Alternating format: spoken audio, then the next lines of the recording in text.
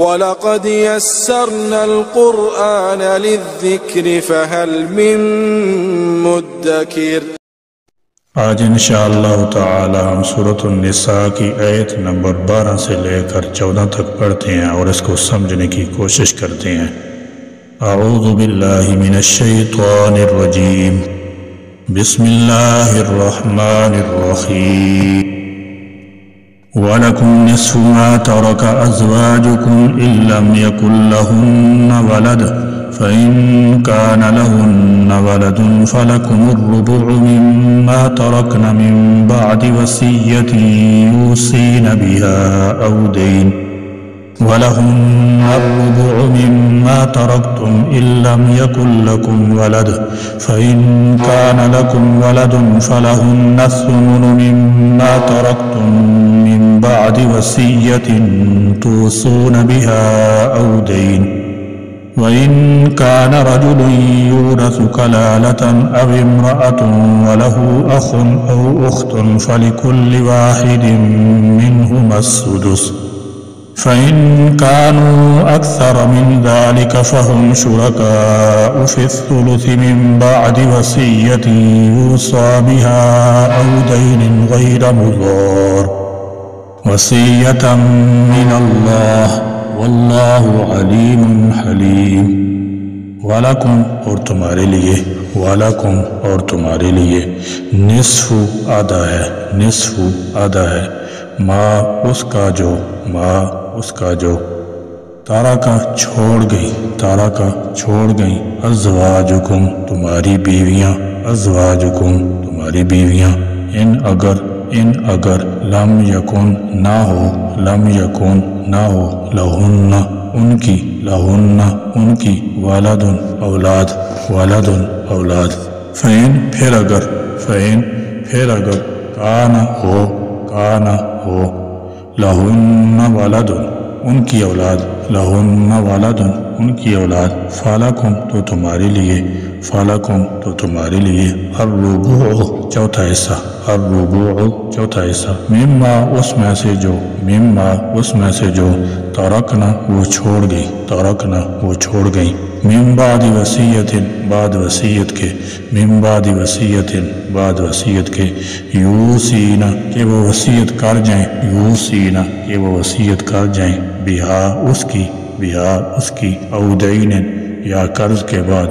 او دین یا قرض کے بعد، ولہن اور ان بیویوں کے لیے ہے، ولہن اور ان بیویوں کے لیے ہے، الربوع چوتھا حصہ، الربوع چوتھا حصہ، مما اس میں سے جو، مما اس میں سے جو، ترکتم تم چھوڑ جاؤ، ترکتم تم چھوڑ جاؤ، ان اگر لم یکن نہ ہو، لم یکن نہ ہو، لکم ولدن تمہاری اولاد، لکم ولدن تمہاری اولاد، فین پھر اگر، فین پھر اگر، کان لکم ہو تمہاری، کان لکم ہو تمہاری، ولدن اولاد، ولدن اولاد، فلہن تو ان بیویوں کے لیے ہے، فلہن تو ان بیویوں کے لیے ہے، الثمن آٹھواں حصہ، الثمن آٹھواں حصہ، مما ترکتم اس سے جو تم چھوڑ جاؤ، مما ترکتم اس سے جو تم چھوڑ جاؤ، من بعد وصیت وصیت کے بعد، من بعد وصیت وصیت کے بعد، تو سونا کہ تم وصیت کر جاؤ، تو سونا کہ تم وصیت کر جاؤ، بہا اس کی، بہا اس کی، او یا دین قرض کے بعد، دین قرض کے بعد۔ وصیت دو قسم سے ہے، یعنی فرض اور مستحب۔ اگر کسی شخص کے ذمہ قرض واجب الادا ہے یا کوئی اور لین دین کا معاملہ ہے تو اس پر فرض ہے کہ وہ وصیت کر جائے، اس کا قرضہ اس کے مال سے ادا کیا جائے گا۔ اسی طرح اگر کسی کی نمازیں رہ گئی ہیں، زکوٰۃ بقایا ہے، کچھ روزے رہ گئے ہیں تو اس پر بھی لازم ہے کہ وہ وصیت کرے کہ اس کے مال میں سے زکوٰۃ ادا کی جائے یا نمازوں کا فدیہ دے دیے جائے۔ ایسی صورت میں وصیت کرنا فرض ہے، اگر نہیں کرے گا تو اللہ کی پکڑ ہوگی۔ وصیت کی دوسری قسم مستحب ہے، جو کہ مرنے والے اپنے کل مال کے زیادہ سے زیادہ 1/3 کے برابر کر سکتا ہے۔ وَإِنْ اور اگر، وَإِنْ اور اگر، کان ہو رجل ایسا مرد، رجل ایسا مرد، یورث کے وراثت لی جا رہی ہے اس کی، یورث کے وراثت لی جا رہی ہے اس کی، کلالتاً جس کا باپ بیٹا نہ ہو، کلالتاً جس کا باپ بیٹا نہ ہو،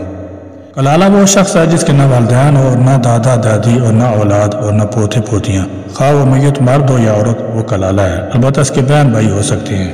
او امراتن یا عورت ہو ایسی ہی، او امراتن یا عورت ہو ایسی ہی،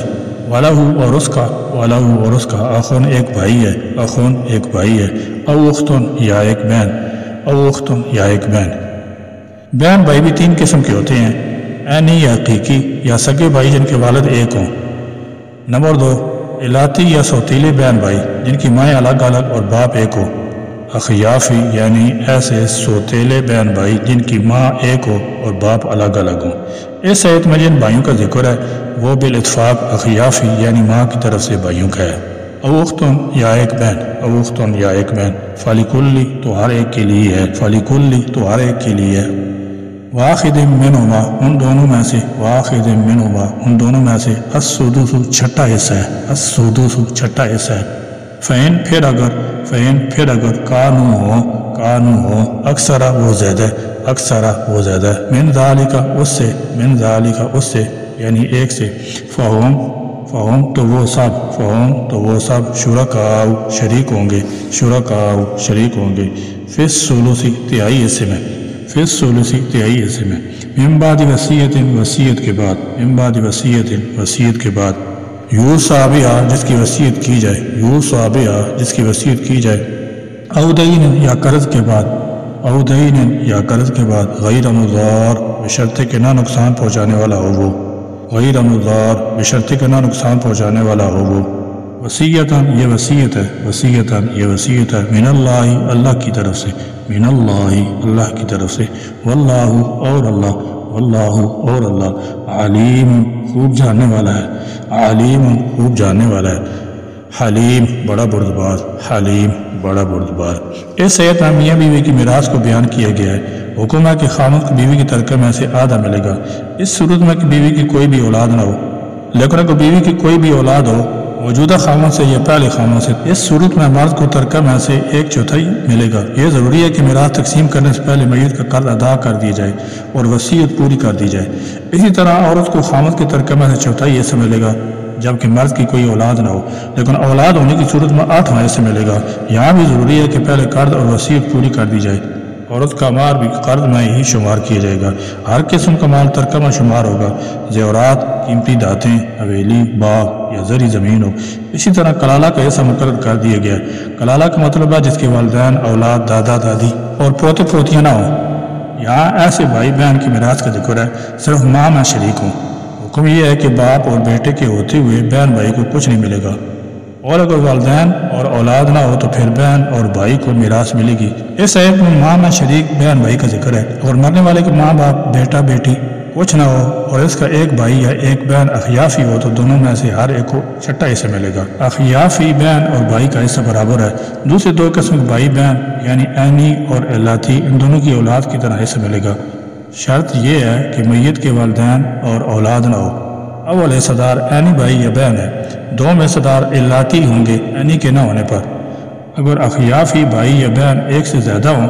تو مال کا 1/3 ملے گا۔ قرض ادا کرنا پہلے ضروری ہے، اسی طرح وصیت کو پورا کرنا بھی ضروری ہے، مگر اس میں ایک شرط ہے، وہ یہ کہ وصیت میں دوسروں کو نقصان نہ پہنچایا گیا ہو، یعنی یا تو 1/3 سے زیادہ کی وصیت کی گئی ہو یا پھر جان بوجھ کر ایسی وصیت کی گئی ہو کہ جس سے جائز حقدار محروم کر دی گئے ہوں۔ لیکن اگر وارث اس کو قبول کر لیں تو پھر جائز ہے۔ پوری رقوع میں 5 وراثتوں کا بیان دیا گیا ہے، بیٹا بیٹی، ماں باپ، خامد بیوی، اخیافی بھائی بہن، ان سب کو حصہ دار کہتے ہیں۔ جب بھی میراث کی تقسیم کا ذکر ہوا تو تاکیداً کہا گیا کہ پہلے میت کا قرض ادا کرو، پھر جائز وصیت پوری کرو، پھر باقی بچے ہوئے مال کو اللہ کے بتائے ہوئے قانون کے مطابق تقسیم کر دو۔ اللہ رب العزت خوب اچھی طرح جانتا ہے کہ کس نے وراثت کی تقسیم میں ایمانداری کی اور کس نے ناانصافی یا نافرمانی کی۔ ایک اور قسم کا وارث بھی ہوتا ہے جو عصبہ کہلاتا ہے۔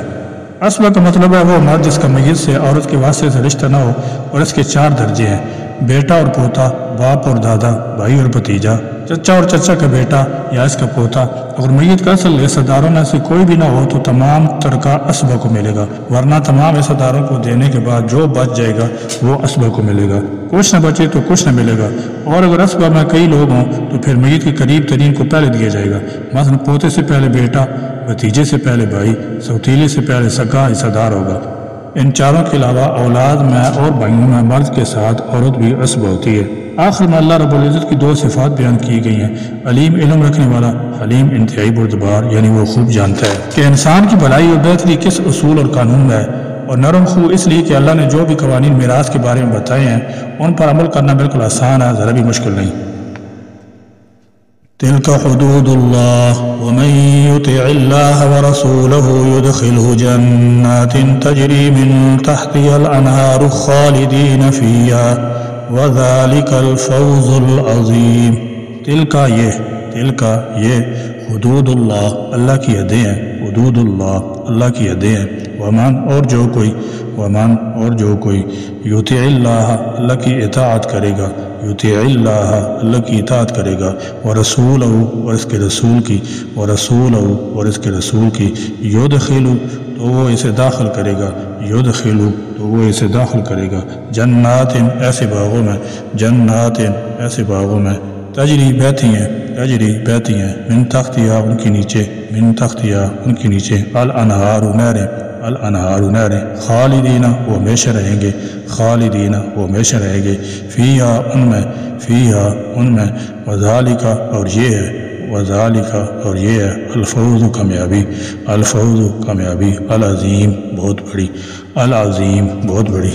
وراثت کے جو اصول بیان کیے گئے ہیں ان پر سختی سے عمل کرنے کا حکم دیا گیا ہے، کیونکہ یہ احکامات اور قانون مسلم ملت کو بے شمار جھگڑوں، فساد، بے سکون سے بچا سکتے ہیں۔ یہ تو صرف انسان کی بہتری کے لیے مقرر کیے گئے ہیں، خود اللہ رب العزت کو تو اس میں کوئی فائدہ نہیں، مگر ان آیات میں بہت سخت الفاظ میں خبردار کیا گیا ہے کہ اگر کوئی شخص کسی بھی وجہ سے ان قوانین پر رد و بدل کرے گا تو اس کو رب العالمین جہنم کا عذاب ضرور دے گا، اور یہ عذاب ہمیشہ کے لیے دیا جائے گا، جیسا کہ کئی دفعہ بتایا جا چکا ہے کہ جہنم کا عذاب بڑا ہی شدید عذاب ہے۔ مگر ساتھ ہی ان لوگوں کے لیے خوشخبری کا پیغام بھی دیا گیا ہے کہ جو شخص وراثت کی مقرر کی حدوں یعنی قانون اور اصول پر سختی سے عمل کریں گے ان کو دنیا میں بھی خوشی اور سکون ملے گا، اور آخرت میں بھی ان کو جنت میں داخل کیا جائے گا، جہاں ہر قسم کا آرام، سکون اور عیش ہی عیش ہوگا اور بہترین ٹھکانہ ہوگا، ان کو ہمیشہ کے لیے دیا جائے گا۔ ومن يعص الله ورسوله ويتعد حدوده يدخله نارا خالدا فيها وله عذاب مهين۔ ومن اور جو کوئی یعص اللہ اللہ کی نافرمانی کرے گا، یعص اللہ اللہ کی نافرمانی کرے گا، ورسولہ اور اس کے رسول کی، ورسولہ اور اس کے رسول کی، ویتعد اور تجاوز کرے گا، ویتعد اور تجاوز کرے گا، حدودہ اس کی حدوں سے، حدودہ اس کی حدوں سے، یدخل وہ اسے داخل کرے گا، یدخل وہ اسے داخل کرے گا، نارن آگ میں خالدن وہ ہمیشہ رہے گا، فیہا اس میں ولہ اور اس کے لیے ہے عذاب مہین ذلیل کرنے والا۔ فرمایا ومن یعص اللہ ورسولہ جس نے اللہ اور اس کے رسول کی نافرمانی کی، ویتعد حدودہ اور اس کی مقررہ حدوں سے تجاوز کیا، یدخل نارا اللہ تعالیٰ اس کو جہنم میں داخل کرے گا، اور وہاں کی زندگی عارضی نہیں بلکہ خالدن فیہا اس میں ہمیشہ رہنا ہوگا، وَلَهُ عذاب مہین اور ایسے شخص کے لیے ذلت ناک عذاب ہوگا۔ تمام صحابہ کرام، ائمہ دین اور اہل حق کا اتفاق ہے کہ جس شخص کے دل میں نور ایمان اور نور توحید ہوگا اس کو ہمیشہ کے لیے جہنم میں نہیں رکھا جائے گا۔ ایسے شخص کو فاسق، گناہگار یا عملی منافق کہہ سکتے ہیں جو اللہ پر ایمان رکھتا ہے، اس کی قائم کردہ حدود کو تسلیم کرتا ہے مگر ان کا حق ادا نہیں کرتا، وہ شخص اپنے گناہ کی سزا پا کر جنت میں داخل ہو جائے گا۔ جہنم میں ابدی طور پر وہ لوگ جائیں گے جو کافر، مشرک یا منافق ہوں گے۔ نور ایمان اور نور توحید سے خالی لوگ دائمی طور پر دوزخ میں رہیں گے۔ یہ تفاصیل جن کا ذکر اللہ تعالیٰ جل شانہ نے میراث کے ضمن میں کیا ہے، اللہ تعالیٰ کی حدود ہیں جن پر رکنا، ان سے تجاوز نہ کرنا اور ان میں کوتاہی سے بچنا فرض ہے۔ یہ چند عام صورتیں بیان کر دی گئی ہیں، ورنہ میراث کی اتنی صورتیں بن جاتی ہیں کہ اس کی تفسیر کا یہ مختصر سا درس متعمل نہیں۔ اس سے ہٹ کر کوئی صورت پیش آئے تو مستند علماء کرام اور مفتیان اعظام سے رابطہ کیا جا سکتا ہے۔ اللہ تعالیٰ جل شانہ ہم کو اپنا اور اپنے رسول پاک صلی اللہ علیہ وسلم کا مطیع و فرمانبردار بن کر زندہ رہنا نصیب فرمائیں۔ یا اللہ ہم کو زندگی کے ہر لمحہ میں اپنے احکام کی اطاعت کی فکر نصیب فرما اور اپنے مرضیات والی زندگی گزارنا نصیب فرما۔ اے اللہ ہر طرح کی اپنی اور اپنے رسول صلی اللہ علیہ وسلم کی ہر چھوٹی اور بڑی نافرمانی سے بچنا نصیب فرما، خصوصاً حقوق العباد اور میراث و ترکہ کی کوتاہیوں سے ہم کو بچنا نصیب فرما، اور آخرت کی ذلت اور رسوائی سے بچنا نصیب فرما۔ وآخر دعوانا الحمد للہ رب العالمین۔